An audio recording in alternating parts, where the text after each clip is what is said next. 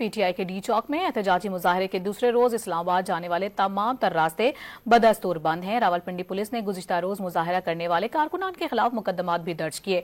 इस वक्त ताज़ा तरीन क्या सूरत हाल है, जानेंगे डॉन न्यूज़ के नुमाइंदे मोहम्मद ताहिर नसीर से। ताहिर बताएगा क्या सूरत हाल देख रहे हैं आप रावलपिंडी की, और ये भी बताएगा क्या पीटीआई के कारकुनान बाहर निकलेंगे आज? जी बिल्कुल, देखिए पाकिस्तान तहरीक इंसाफ की जानिब से आज जो डी चौक में एहतजाज किया जा रहा है उसका दूसरा रोज है, लेकिन अभी तक रावलपिंडी और इस्लामाबाद जाने वाले रास्तों को खोला नहीं गया। इस वक्त में फैजाबाद मरी रोड मेन एंट्री पॉइंट के ऊपर हूं। मेरे कब में आप देख सकते हैं यहाँ पे अभी भी कंटेनर्स लगे हैं। शहरियों को शदीद दिक्कत का सामना है।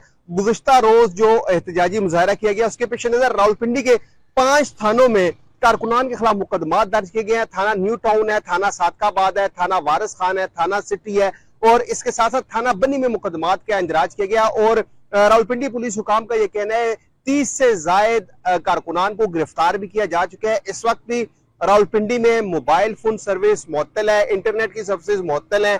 पाकिस्तान तहरीक इंसाफ के कारकुनान ने फिर ऐलान किया है कि दिन 3 बजे वो दोबारा मरी रोड से होते हुए फैजाबाद पहुंचेंगे और उसके बाद इस्लामाबाद की जानिब पेशकदमी करेंगे। ताम रावलपिंडी पुलिस हुकाम का यह दावा है कि दफा 144 का नफाज किया गया है, एहतजाजी मुजाहरे पर पाबंदी है और जो भी कारकुन यहाँ पे मुजाहरा करेगा उसको गिरफ्तार कीजिएगा। अभी सूरत हाल यह है कि कहीं पे भी कारकुन नजर नहीं आ रहा, लेकिन दिन 3 बजे का ऐलान किया गया था कि कारकुनान दोबारा इस्लामाबाद की जानिब पेशकदमी करेंगे। जी।